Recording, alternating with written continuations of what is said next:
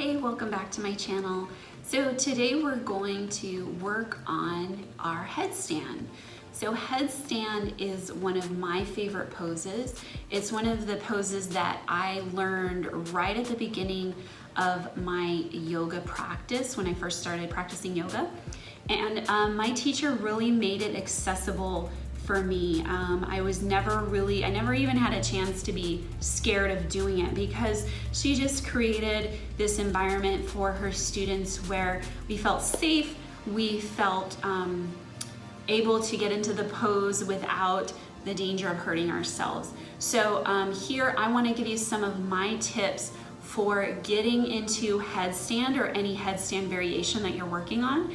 And we'll get started with warming up the upper body, the shoulders, and the arms to actually get us up and support into that pose. Now, one thing I want to mention about headstand, it's actually a bit of a misnomer because we're not using our head to stand on. We're not wanting to put any pressure on the top of our head at all. It can be touching the floor, but actually standing on your head, we don't ever want to do that. That creates pressure and compression in the cervical vertebra, the tiny bones in the back of our neck. And yoga is about expansion and creating space. So we actually really do not want to bring any sort of pressure on the top of the head. It's more of an arm balance actually, closer to our forearm balance, Pincha Mayurasana, where we are using our forearms to really create that stability into the earth and to keep us supported. So when you are in a headstand, it's very important to have that mobility in the shoulders, having that strength to lift you up into the pose so that you're not putting very much, if any, pressure on the top of your head. So one thing that you can do to kind of gauge if you are ready for this pose is to see if you are able to bring your elbow over the top of your head. So you see how my elbow here, if I were on the floor, my head is actually lower than my elbow. And if I were to flip this upside down, my head isn't touching the floor at all, but rather my forearms would be. And so if you're finding yourself that you're more like here, then this is a good opportunity for you to work on that shoulder mobility. And I'll show you some things, some poses that you can do to help with that. So if that's where you are, then you will just continue working on that shoulder mobility until you can actually begin to actively press up and out of the shoulder girdle. So you can do more of this kind of thing rather than just kind of being locked up in the shoulders. All right, so the first thing that we're gonna do is, as I mentioned before, get into activating the shoulders, creating some mobility, some warmth, so that when we choose to go upside down, we will feel supported. I would recommend actually having a bit of a practice beforehand before you get into your inversions, just so that your body is warmed up and engaged and ready to take on your inversion more easily. So have a warm body, maybe do a couple of sun salutations, maybe a couple of chaturanga push-ups, and just get into the breath, get into the body. And then you're gonna move into a child's pose. Now, child's pose may seem like a restorative pose, and it totally is, but we're gonna do a little bit different today with our child's pose. So move into your child's pose position. If your lower back is feeling a bit cranky today, I would recommend keeping your knees in line with your hips. But if your lower back's cool and you want some flexibility in the hips, bring your knees wide apart. So yogi's choice here.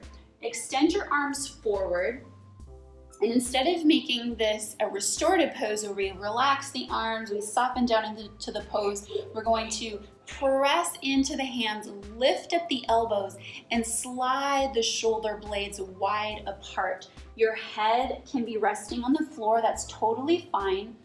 But we're looking to really begin to press out and into the arms and into the shoulders, okay? So take a few deep breaths here in your child's pose, your active child's pose, to get the arms used to being active and working.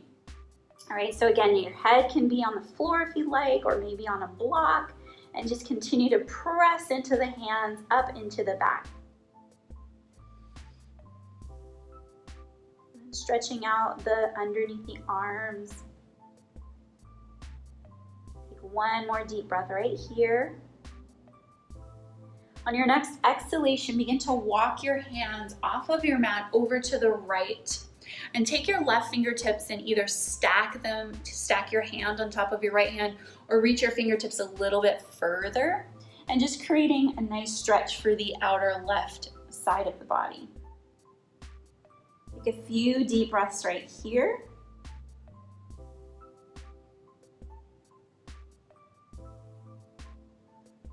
On your next breath in, we're going to walk the hands back through center and even out the sides by walking your hands all the way to the left-hand side. This time we'll take the right hand, either stack it on top of the left or reach those fingertips a little bit further. Breathe into the right side of the body. The head can rest on the left arm or on the floor, whatever's most comfortable.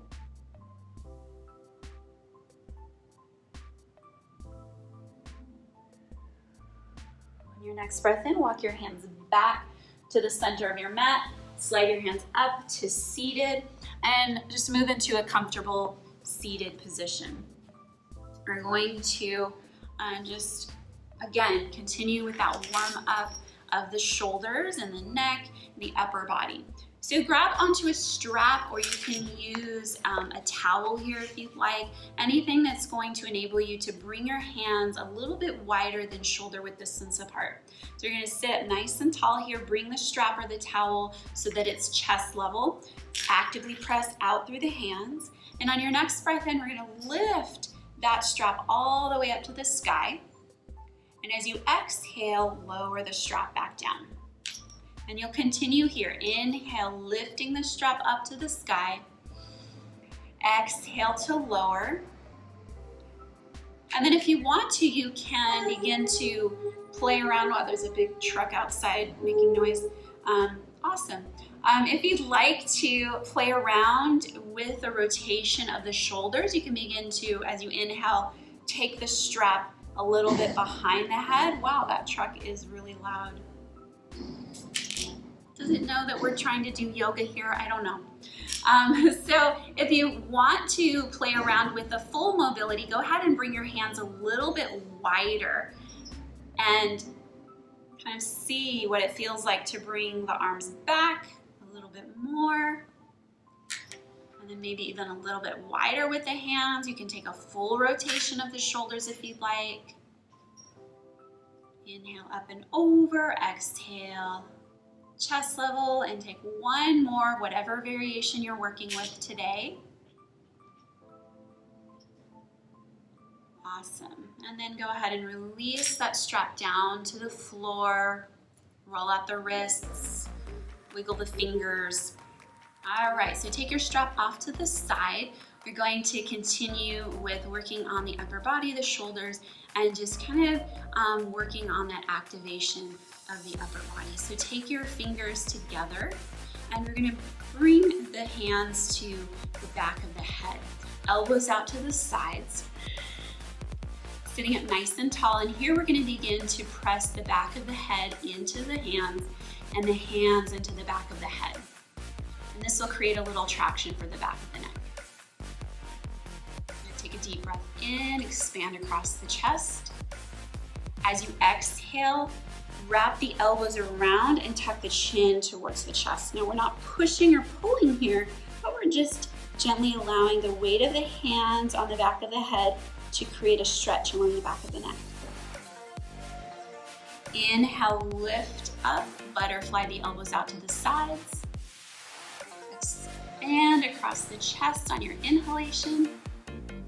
On your exhalation, draw the elbows down, chin towards the chest. And we'll take one more just like that. Inhale, open the elbows out to the sides.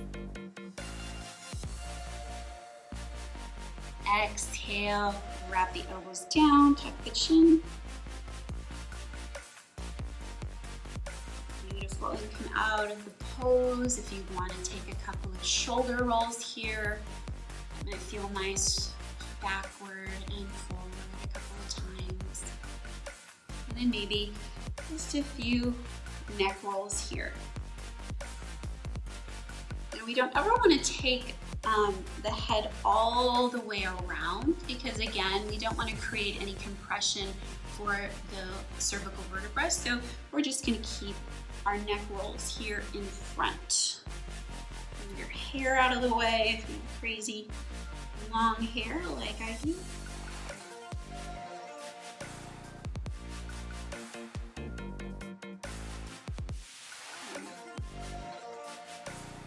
We'll move into our tabletop pose. So move into, my kids are here at the studio today. I don't know if you can hear them giggling in the background, but that's what that's about. A lot of fun we're having today. All right, we're gonna move into our tabletop pose. So nothing fancy here. But unlike other poses that we do, like plank pose or even tabletop pose, a lot of times we want to create that support for the shoulder girdle. So we will press through the arms and slide the shoulder blades wide apart, and that's wonderful. But today, again, we're working on that shoulder mobility. So go ahead and drop the sternum down to the floor. The sternum is the breastbone right here. So what you're gonna do is collapse the sternum down towards the floor and allow the shoulders to kind of poke up towards the sky. Keep the lower belly engaged here because you want to support the lower spine. And then on your next exhalation, press into the earth. Now we're not moving into a cat pose like this. We're not tucking the shoulders and we're not tilting the hips at all. We're going to keep very neutral through the spine, but we're going to begin to press actively through those arms and puff that area in between the shoulder blades up towards the sky. So we'll do that a couple more times. So go ahead and come back to that neutral position in your tabletop. Collapse through the sternum. Keep the elbows gently softened. And then on your next exhalation, press the earth away, puff that area in between the shoulder blades up towards the sky. Let's do one more round here. Come back to neutral. Allow the sternum to drop towards the floor. And then press the floor away, puff the upper back. Beautiful. Come back to that neutral spine. All right, the next pose that we are going to practice is our forearm plank. Move into your forearm plank. So coming down to the elbows, and elbows are right underneath the shoulders. Arms are shoulder width distance apart. Before we move into our forearm plank, however, let's just chill out here in our tabletop for a couple of moments. So I want you to really feel that activation of the bones of the arms pressing down and energetically outward towards the edges of the mat, almost like you're trying to rip your mat in half. And of course, we don't want to do that because I like my yoga mat, but that's kind of the sensation that we're going for. So actively pressing down and outward through the bones of the arms. And you can practice this in your tabletop variation pose. And then when you're ready, go ahead and begin to walk the knees back into your diagonal. So I'm still really pressing out through the bones of the arms, but now I'm kind of giving myself a little bit more of a challenge and activating the core muscles here. So my lower belly is lifting, I'm not dumping down through my hips, I'm pretty active here. So keep pressing into the earth, keep breathing here. Draw the shoulder blades wide apart. Ooh, and feel those arms working. Take a few more breaths right here. And then we'll counter pose here with our restorative child's pose. So not like before, allow the elbows to drop, rest your forehead, maybe bring the palms together. Bring the thumb to the nape of the neck, just letting the arms take in the work that we just did. All right, so we're gonna build up from there. So move right back into your forearm plank. This time, if you would like, you can tuck the toes under and lift up the knees as well. You don't have to, but if you want to, you can always return to the knees whenever you like. All right, so from here, we're gonna take the same width of the arms, elbows underneath the shoulders, lower belly engaged, Gaze is straight down so the back of the neck is long. Keep pressing actively and energetically out through the bones of the arms. Good. Feel the muscles working. Good. A few more breaths.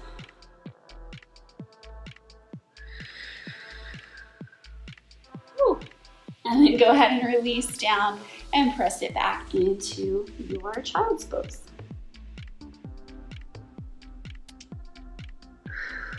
So taking this time to allow the muscles to integrate the work that we're doing, it's equally as important as the work itself, right? All right, so one more time, we're gonna add on from there. Again, you have the option to stay on the knees or tuck the toes and finding that alignment. And then from here, again, mobility of the shoulders. So slide forward and then back, press back through the heels. Slide forward and back, forward and back. And one more time here, forward and back. Awesome. Come into your child's pose. Take some deep breaths here. The next thing that we're gonna work on is our chaturanga push-up. Now we do that chaturanga push-up in our yoga practice quite frequently, but we're going to just add on a little bit here. So go ahead and grab one of your blocks, or you can use anything that is going to create a little block for you. I'll show you what we're gonna do in a minute. Maybe a couple of stacked pillows underneath, just as long as it fits like right underneath between your arms like that. So you're gonna place that, whatever your setup is, underneath your chest. And we'll come into our plank pose. Now again, you can come into a diagonal plank with the knees back behind you, or you can come into your full plank. I'm gonna start out in our diagonal plank right now. All right, so in your chaturanga push-up, you wanna make sure that your elbows are always tracking over the wrists. Take a breath in. As you exhale, lower partway down, and your block's gonna be there just so you can't go any further than that. Take a deep breath in, and as you exhale, press the floor away, come straight back up again, okay? That's your chaturanga push-up. Take a deep breath here. Exhale, lower, and then press the floor away.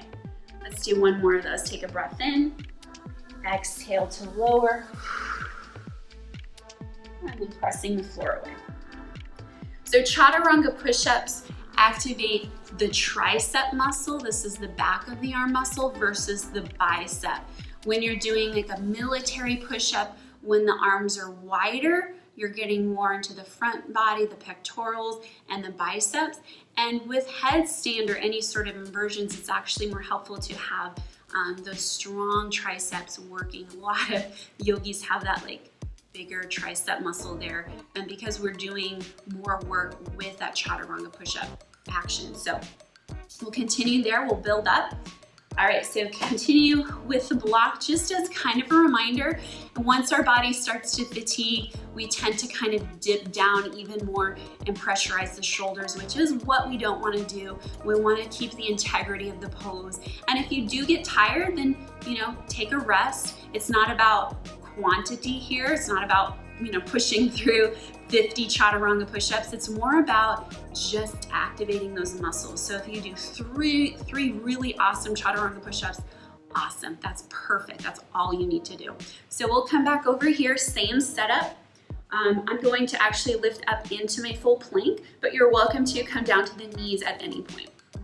So just as before, you want to keep those elbows right over the wrists. You might need to come up onto the tippy toes if you're in your full plank.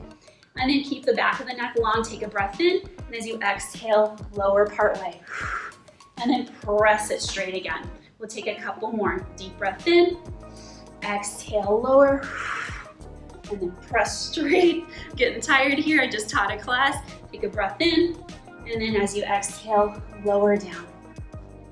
Whew, that last one, a little sketchy there, but it's okay. You get the idea. So again, practice as many of those as you'd like so you feel the activation in the arm muscles. We'll do one more before we launch into our actual headstand. So grab some blocks, 2 blocks, or you can use like a stack of books here, but I think blocks, yoga blocks work a little bit better in this case because we want that stability. Books can kind of slide around here. So if you have some yoga blocks, awesome. If you don't, I would highly recommend grabbing a couple for your practice. All right, so you're gonna grab some blocks, place them underneath your hands. And by the way, I have my blocks positioned like this on the lowest level. You don't necessarily want them on the medium level because they'll tend to flip. Same with having them the highest position. I have a yoga teacher friend who calls the positions of the blocks, this is baby bear, mama bear, papa bear. I love that. That's so cute. So I'm going to use that today. We are going to be using the baby bear level for our blocks. So place those down onto the mat, underneath your hands, moving into that plank pose. I'm going to move up here so that my feet are actually on my mat. And again, you can come on to the knees here if you'd like at any point. So in your plank pose, nice and strong, take a breath in. As you exhale, lower your right hand to the floor, left hand to the floor, take a breath, and then we'll reverse that. Left hand on the block, right hand on the block, take a breath in, and we'll flip it and reverse it. Take your left hand down to the floor, right hand down, and then up again, right hand up, left hand up, and continue here. So do as many here as you want to. Kind of lost track of my hand movement, but it's okay. Who's keeping track? I don't know, maybe you are, but it's all good. It'll all work out, right? All right, check in with the integrity of your plank pose. Just make sure your lower belly is engaged so that your lower back is protected here. And then do one more. Ooh, my arms are working. And then we'll calm it down, calm down. Awesome, okay. Make sure your arms get a massage. Roll out those wrists, squeeze them out. All right, I know I am ready, I'm warmed up for our next step, which is actually our goal for today is headstand. So let's go ahead and move on to that. All right, so our setup for our headstand, we'll flip it upside down and get the dynamics before we actually move into the pose. So take your hands, interlace them together like we talked about before. We're going to place it not on top of the head, not the back of the head, but here. So imagine that you're wearing one of those little beanie hats with the propellers. You have one at home, it's cool, it's good. Just go ahead and put your beanie propeller hat on. Bring those elbows in so that they're shoulder width distance apart. Now, there's a lot of, I've been in classes before where the cueing is you come down to the floor and you measure your shoulder width distance apart by bending your elbows and bringing your hands around the elbows. That actually throws your arm into an internal rotation and versus an external rotation, which is actually more supportive for when you're in our actual inversion. So I wouldn't recommend doing that. To judge the distance, shoulder width distance apart, just simply look at your elbows and just check out if they're underneath the shoulders. It's as simple as that. So you're gonna move into it by placing your hands in your little beanie, bring your head down. And it's okay if the top of the head is grazing the floor, that's fine. But once you're actually up into the pose, you want to actually press the bones of the arms into the earth, just like we practiced before in our plank poses and our variations, so that you're coming off of the top of the head. When I train headstands, I actually tell my students that I'm gonna come around and slide a piece of paper underneath their head. And kids get a big kick out of that. Like they actually make me do that. But the grown-ups, they're like, okay, is she actually gonna do that? I'm not actually gonna do that, but just pretend that if I did come and help you practice your headstand, I could slide a piece of paper underneath your head, okay? All right, so we're gonna go into the pose. I'm gonna show you from the side just so that you get a sense of how I come in and out of the pose. You wanna create a little tripod with the arms. Elbows are shoulder width distance apart. Place your head into that little basket that you made. And then once you're tucked into this little ball, begin to lift up onto the tippy toes. Now we're looking to bring the hips right over the shoulders. So if you want to walk your toes forward a little bit, you're welcome to do that. Once you find that alignment, take one leg and tuck it in, and the other you can stay right here and just play around with that balance. But if you want to, you can begin to extend the legs out to the sky. Now from here to come out of the pose, actually before we come out of the pose, begin to press actively up and out of the shoulders so that the top of the head is not really touching the earth or maybe grazing the floor.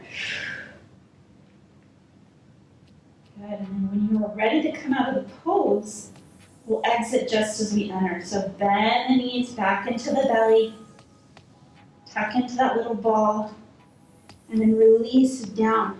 Now we want to, it seems natural to go right into a restorative child's pose, but we're actually going to return to that traction of the head and neck. Ooh, hair, am I right?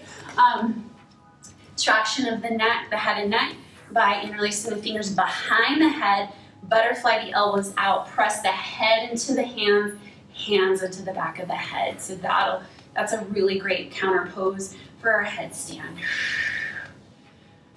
All right, so you might be asking yourself, I can't really press my arms into the floor at this point. My elbow's not coming above the crown of my head. What do I do? Well, I have a modification for you that's really fun. So we're going to grab 8 blocks, actually. If you don't have 8 blocks, maybe ask your yoga teacher next time you go into your studio where you practice, if you can play around with the setup. I'll show you that. Here's the setup for your blocks that you want to put against the wall. So I have 3 blocks stacked up on each side. They will be resting right underneath the shoulders. And then sometimes it's helpful to have 2 extra blocks lower placed on the floor. I'm just going to show you first off without the blocks just so you can see better what the setup is going to be. So if you are having a difficult time or your shoulders are just not there yet, that's okay. We can still get you upside down. So if you're having an issue of pressing the elbows into the earth, or you just simply want to start here before you travel to the middle of the room for your headstand, totally get that. This is an amazing modification. So set yourself up this way. You're going to cradle your head in between the blocks and set your shoulders down on top of the blocks. It's echoey in here. Okay, so just the same thing. You're going to come up onto the tippy toes, begin to take your hips right up over the shoulders as much as you can. And once that happens, bend one knee and then the other. Avoid trying to kick up into these poses, and then if you want to, you can extend the legs up as well. So of course my head isn't touching the earth at all. This is really great for traction of the cervical vertebra, the bones in the neck. And then when you are ready, you can exit just as you entered. Begin to tuck the knees into the chest, into the belly. Lower down carefully. Woo. Hair flip. And boom. You got it. You got this. So it is accessible to you. You don't have to practice the other way if you don't want to. This just makes it a little bit easier and more supportive especially if, it's getting upside down can be scary. So if this is going to help you do that, then practice it this way. I am a huge proponent of using all the props. And all my students come into my class, we get all the things out: blocks, bolsters, blankets, straps, all these things, because it helps with our practice. Why not use and take these props to help us and get us to where we want it to be? It doesn't lessen the value or the benefits of the pose at all. All right, so that's how we work against the wall with some blocks. As I mentioned before, if you want to use some blocks underneath the hands, sometimes it helps to give you a little bit more leverage to press up into, to actually take the legs back up. Something that I didn't mention before, well, I kind of talked a little bit about this, about kicking up before, is that when you are trying to go into your headstand, avoid that kicking. I know you want to get upside down, it's really exciting, but if you kick up, first of all, if you're working against the wall, you're going to kind of slam against the wall. Our neighbors, our accountants, they are very quiet, and so when we work against the wall, if we're slamming against the wall, they're like, what kind of yoga studio is this? What are they doing over there? So imagine that your neighbors are, kind of cranky, and they don't want to hear you slam against the wall. So also, it's not safe for you. So avoid trying to propel yourself into this pose. Use your body's own strength. I know you have it in you. You've done the work on the mat. Now this is the time for all of that to integrate and to create that support of your inversion. So avoid doing the kicking up. Tuck your knees into the belly. You can stay right there, hips over the shoulders, and then send your legs up. And then same with when you exit the pose, you don't want to just fall out of the pose. You want to have a strategy, right? You want to tuck those knees back into the belly and then exit gently and safely. I'll show you one more way to get into your headstand. So if you're at a position in your practice where you're ready to come away from the wall and you want to try something different, this is a great one. This is actually my favorite way to get into headstand. You're going to start in a wide-legged forward fold. Make sure your legs are stretched out for this. We didn't do any of those warm-ups earlier, so you might want to add that into your practice if you think you want to go into this variation. So you're going to come into your wide-legged forward fold, and then lower your forearms down to the earth. You'll move to the side so you can kind of see where I'm going with this.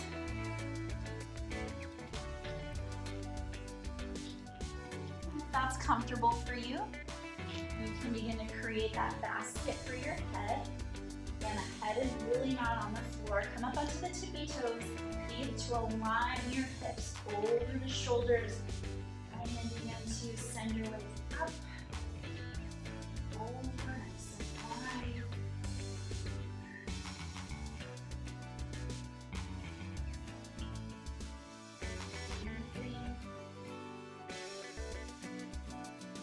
Stay here for as long as you like, and then ready to exit, same thing. Lower down, reverse the action. Set yourself down carefully and mindfully. Here's a really nice counter pose, stretching the arms out wide, bending into one knee and the other. Whew. That feels good on the shoulders. Thank you so much for joining me today with my tips on how to get in and out of headstand, how to prepare for it, and how to modify it. I had so much fun today. Again, this is my very favorite pose to practice, my very favorite inversion. And I hope that it helped you. I hope that you were able to glean some insight into moving into headstand. If it's not part of your practice, I do hope that you integrate it. Please let me know if you have any questions or comments about this particular class or any other videos that I have put out there. Thank you so much again for joining me. Namaste.